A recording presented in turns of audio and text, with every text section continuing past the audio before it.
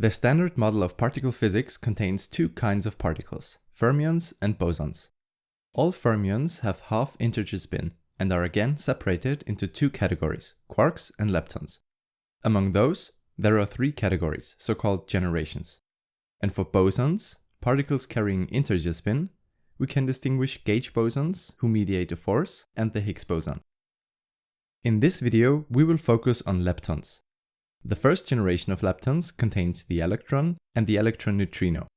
Higher generations have very similar properties but higher mass. There we have the muon and the mu neutrino, as well as the tau and the tau neutrino. Every lepton also has an antiparticle, which is usually denoted with a plus or a bar on top. The antiparticles have the same mass but opposite charge. This refers to electric charge, but also to a quantity called Lepton number, which is the main topic of this video. Lepton number is defined such that leptons are assigned the value +1 and anti-leptons get the value -1. There are actually three kinds of lepton numbers, one for each generation or family. So an electron has electron lepton number +1, but tau lepton number 0. An anti-mu neutrino has mu lepton number -1 and electron lepton number 0. The total lepton number is then given as the sum of all other lepton numbers. In the standard model of particle physics, these lepton numbers are conserved when particles interact with each other. Let's look at two examples. First, let's consider radioactive beta decay, in particular beta- decay. This describes how a neutron decays. The first decay product is a proton.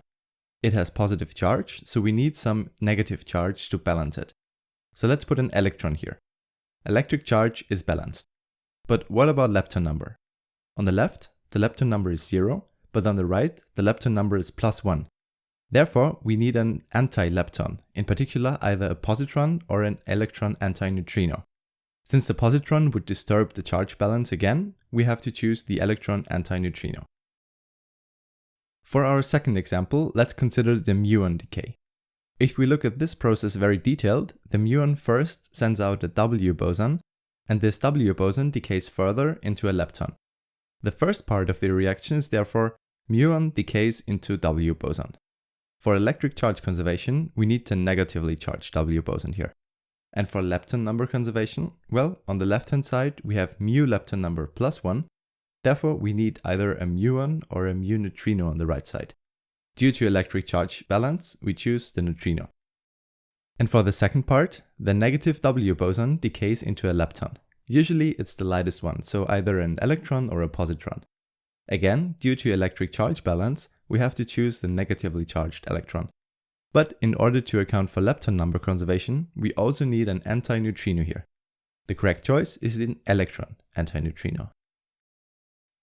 Well, actually, the conservation law for the three lepton numbers separately is only valid for massless neutrinos.